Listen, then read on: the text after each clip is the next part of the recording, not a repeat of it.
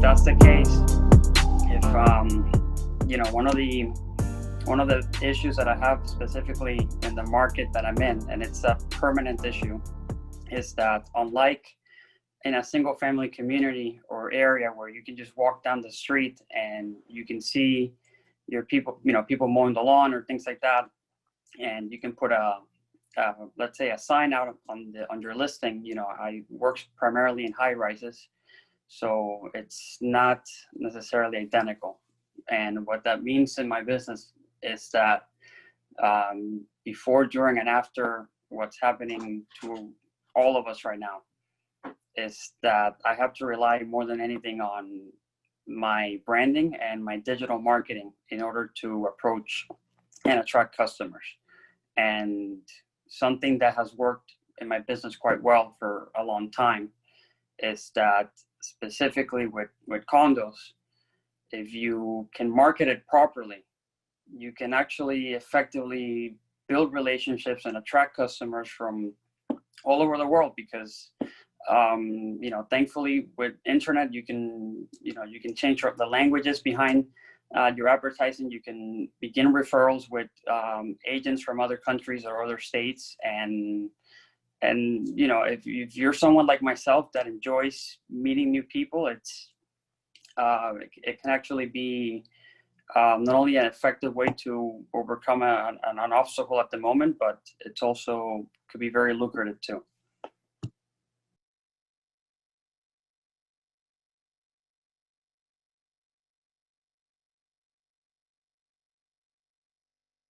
Well, thank you for sharing that. I think that's a great insight. Anyone else have anything they want to share on keeping relationships going in a digital world and relationship building?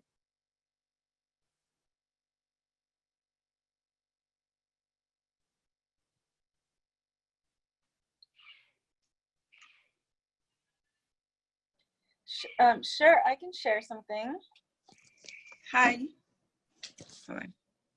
I don't know if you guys can see or hear me. We can. Thank you. Yeah. Thank you. My name is Gail. I'm an agent here in Miami, and something that's been working for me is contacting 5 people a day on Instagram or Facebook, and that would be people you don't know. So what I've been doing is I hashtag something, or your target, or something that interests you, and you go around and you see the people who follow that hashtag, and you communicate with them. And in that way I'm building a relationship with somebody that I don't really know, but it's not like a salesy kind of pitch. You just reach out I reach out to 5 people a day, and I just say something like, hey, I love your dress, or hey, I love to volunteer there too, or your food looks delicious, you know? And that is a relationship building kind of with social media that I have been using.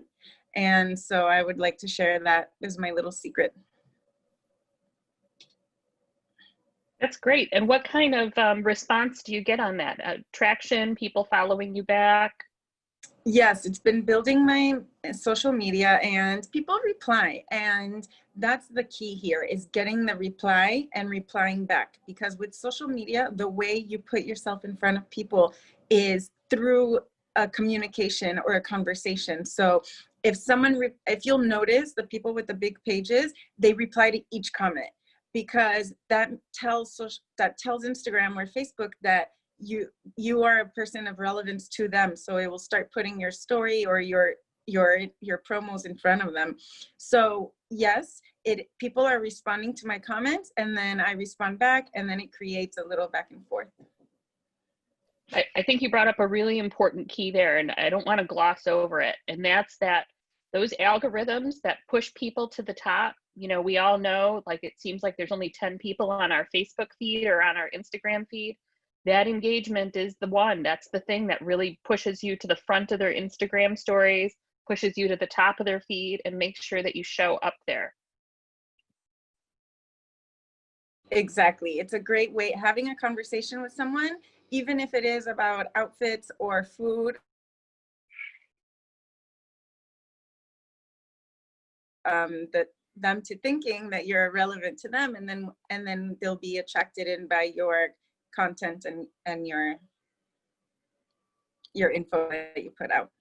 Thanks for letting me share. Great tips, great tips. Anybody else have anything they want to share on relationship building in a digital world?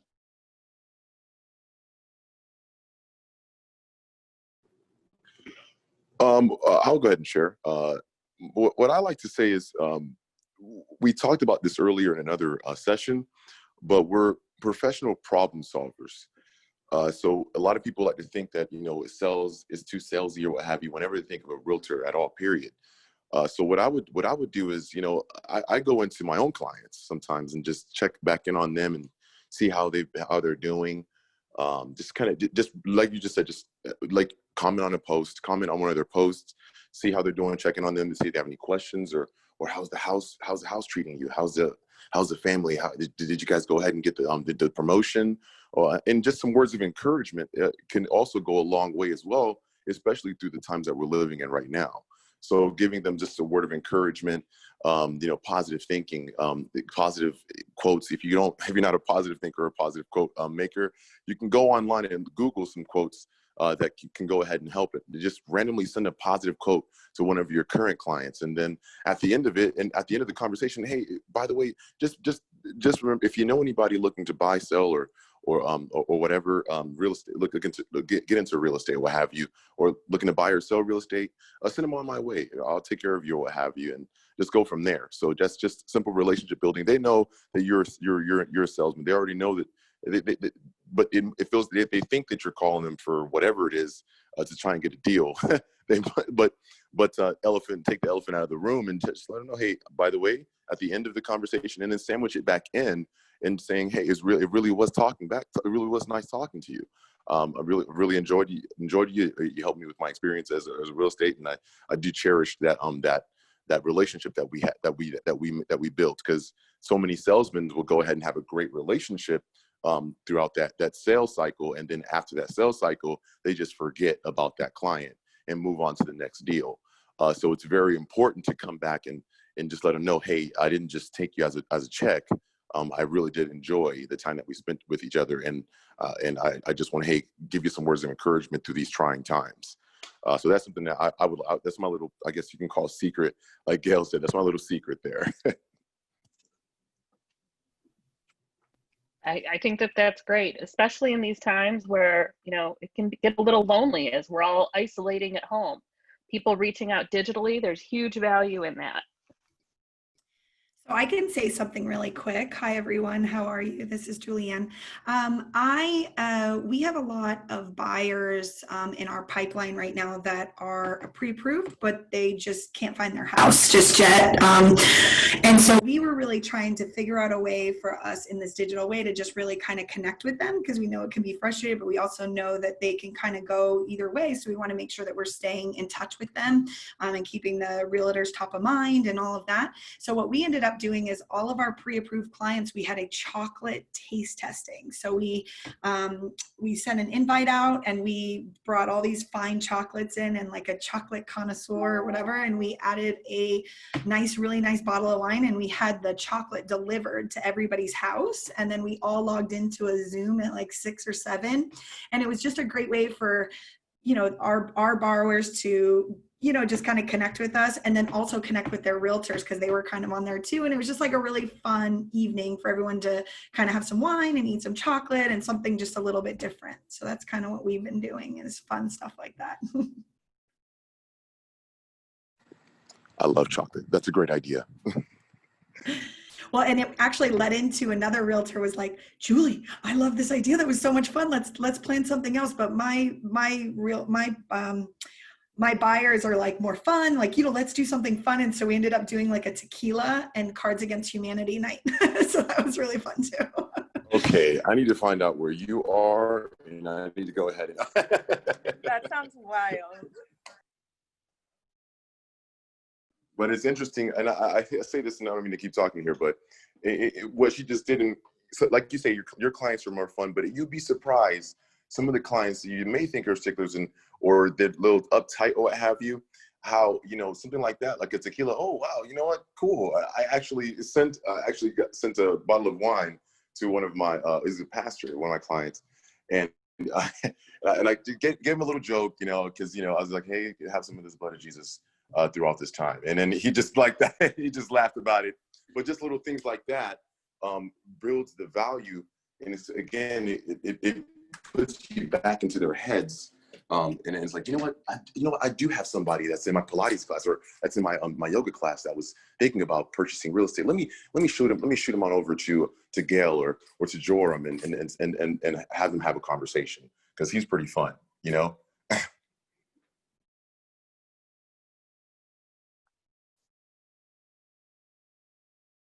Anything you can do to keep them top of mind, right?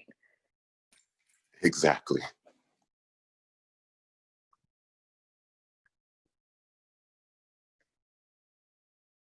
All right, anyone else want to hop in with some ideas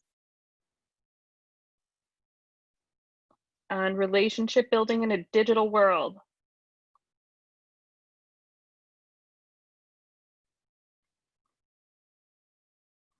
I'll say one of my Facebook friends, he's actually presented for the association before, is he is an ex CIA agent who does investigations. And so he's been hosting a Zoom cocktail making class and doing James Bond martinis. And so he sends out the ingredients ahead of time and you can cook along with him. And he's gotten really great engagement on that, and then gotten invited to other people's events to do it because it was so much fun. So he was able to do like the Harvard Business Group of Miami because he had people who saw it. So, you know, maybe you have a fun skill and it's something like that. If you want to do a cooking class just to get people engaged, people are looking for new things to do. We're all just tired of sitting at home. Alfredo, did you want to hop in?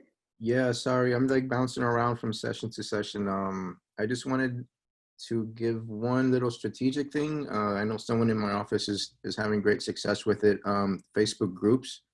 If you have a specific farm area, it wouldn't be a bad idea to create a group, maybe around the name of that community or your specific building that you farm, and send out mailers and invite the actual homeowners to that Facebook group, right? So it's like a closed off group that you manage. Again, don't make it so very salesy, but you're always offering market information on that community and that building. And it's a great way to have those sellers in the palm of your hand, right? And you're the only realtor that manages the group. Everyone else is a homeowner or absentee owner or whatever the case.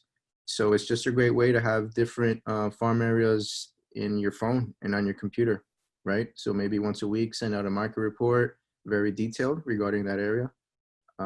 And it's just another great way. You can even post videos, right? You can create a video and pin it up to the Facebook group, speaking to them directly and precisely regarding their area. So that's a good idea.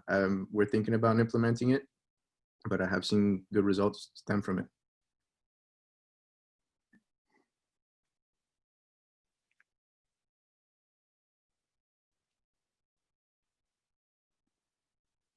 Great advice. Great advice.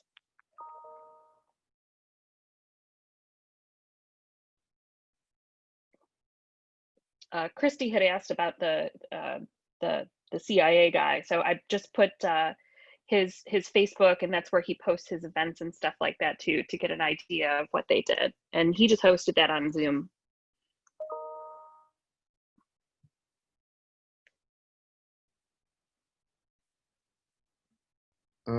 I'll throw in another strategic thing you guys can do for mailers. You should be sending out mailers to your farm. And just so that you know, remember, let your budget dictate the size of your mailers. A big mistake that agents do is they pick a farm and they say, you know what, I'm just going to send a mailer to 1,000 or 2,000 homes. It's the biggest mistake you can do, because mailers only work if you're consistent with them, right? Maybe once a month minimum, 2 times a month will be good. But the only way that you can do that is if your budget allows you to. So the best way to do it is look at your budget and then work backwards. So if your budget allows you to just send out to 200 homes rather than 1,000, that's fine. You're going to get a return on that 200 homes because you're just going to hit them more consistently. But how do we tie that with the digital world? Guys, create a YouTube channel. And then, you know, you guys, when you create a video on YouTube, you have options. You can have your video actually be public, or you can have it hidden. So meaning only people that click on that link can see it, and it cannot be found on a regular YouTube search. So you have to literally send out that link for someone to see your video. So one of the best things you can do is, if you are farming an area with mailers, attach a YouTube link to that mailer. Because what happens is, you know, again, you know, that collateral material could end up in the trash, but if you're offering value through video, they'll click on it. And now you have an actual way of measuring how many people are actually not only getting your mailers, but they're actually engaging with it. Because you can look at the video view count on the back end of YouTube as data, right? And then you can get even crazier going forward. You know, you can retarget them with ads only because they watched your video. So if you're sending a mailer on what's your home value worth, and then in that mailer you have a video, click on or go to this website to look at a video discussing what's happening to home values in you know, ABC community. They go to it, and it's you maybe standing in front of the community entrance or whatever, or the building lobby, talking about what's happening, right? So now they're familiar with their own home. They see you, that you're actually there discussing it, and they're watching their video. And again, you can go to the back end of Google and see, or of YouTube, and see, hey, out of 200 mailers that I sent, 67 people actually took the time to go and see what's happening. And again, in the YouTube video, you can have a call to action saying, if you want to have a more precise home valuation, click the link in the description, right? And now you can drive that traffic to an actual home valuation site and maybe land them as a lead. So that's a great way of staying, you know, personal. It's a great way of leveraging traditional real estate marketing with the new digital side of things. So it's just some stuff to keep in mind. Old school and new school. Absolutely, absolutely.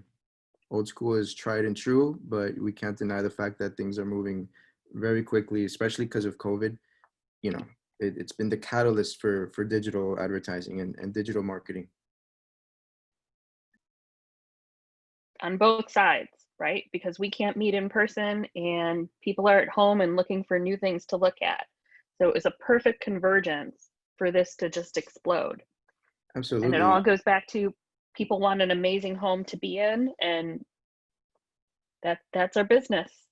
Right. And we are the professionals. So video, I mean, there's so much you can do with video, guys. I mean, you can outsource video editing for like $5 or $10, right? Like have one flagship video that you can send to everyone explaining who you are, with call to actions to your website, to your home valuation page, to all your social media channels. You can outsource that, have it nicely edited for about $10, and that's your one video. That's your go-to video. And it allows you to put yourself out there in a way that you could have never done before. So it does, you know, there's something called in psychology, parasocial, meaning why do people love artists so much? People they've never met, but they're fanatics and they rave about it. It's because they always see them on video or they hear them, right? So they create this emotional bond with them. And it's silly because you've never actually met this person in your life.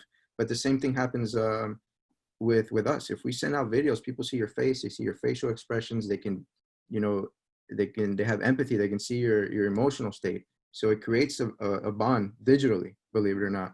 So, you know, leverage that power, leverage video in your favor. And if you're going to do video, it's always worthwhile to try to put closed captions on it. I can't tell you how often I'll skip a video if there's no caption, because I'm usually in a place where I don't want the sound playing or I don't have my headphones in. You know, the marketing statistics say that a video is 70% more likely to be viewed in its entirety if it's got closed captions. So yes, it's a pain to do, but it's worth that time and investment to get it done and get it done right. And there's services that will do it very inexpensively. I love rev.com, rev.com. But there's other ones. There's certainly the free versions on YouTube as well, and you can go in and edit them as well, as another option. Absolutely. Yeah, Rev is great, and like you said, YouTube will do it. It may not be as accurate, but if you're looking for free and quick, they'll do it for you too.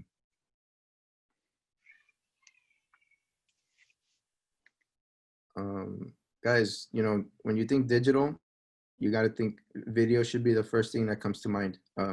You should, you know, and don't overthink this thing. Just pick up your phone, talk to your phone like you would anything, and throw it up on your social media, your stories. When I first started doing video, I was, you know, I created one video and then I looked at it and I did like 30 takes. Now I'm just doing them, you know, while I drive. So it's just a matter of getting over that shyness and just doing it. And we are our biggest hurdle, right? We think people are going to think a certain way about our video, but if you're putting out information, educational material, people are going to listen to what you have to say. You are the professional. And it, you know, we're completely saturated with information and data. The board does an amazing job of giving us all the information we need. We are just the distillery, right? The information comes to us and we're the mouthpiece, we're the agent. We put it out through our channels. So, you know, as an agent now, you should be doing it. And just think back, years ago, companies would pay, you know, advertising firms absurd amounts of money to get the reach that you can do right now for absolutely free from your phone. So, I mean, just look at it from that perspective.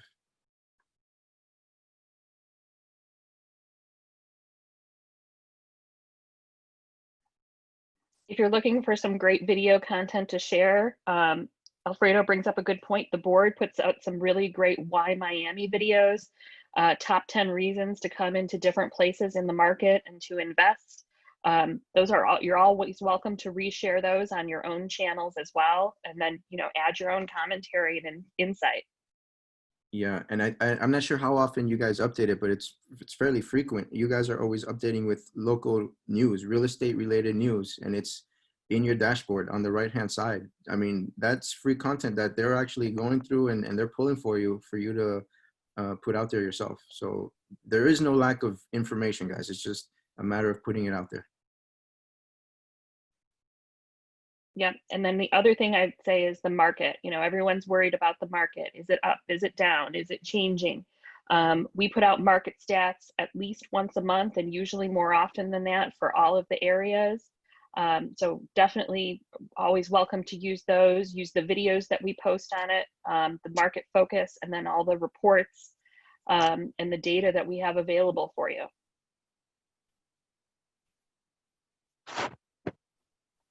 I want to give, how much time we have? We're at 3 minutes. There's a tool that I use. It's called later.com, and there's a bunch of them, by the way. This is the one that I use, later.com, and basically I schedule Instagram posts through them. And what I do is like I get all my content in bulk, and I take maybe 2 or 3 hours at the beginning of the month, and I schedule it on later.com. I give in dates with links and everything, and it posts it automatically to your Instagram. And what's cool is if you have a post, maybe your Instagram post can be, want to know the value of your home, click on the link in the bio, right? And then they can go to the actual link on your bio, and now you have a link that's actually practical, right? They can click on it and it'll take them directly to your website. All this, guys, can be scheduled. It'll make your life so much easier, especially those that are not used to posting consistently. This is a lifesaver for you, right? You can schedule it by the time, down to the minute. You can put in the hashtags. You can tag people. And again, you can put a link directly to the post on your Instagram. I highly recommend it. It's a great tool. They have a free, I think you can do up to 30 posts a day. So, I mean, you have a free way of scheduling at least 1 post per day with later.com. So take advantage of that.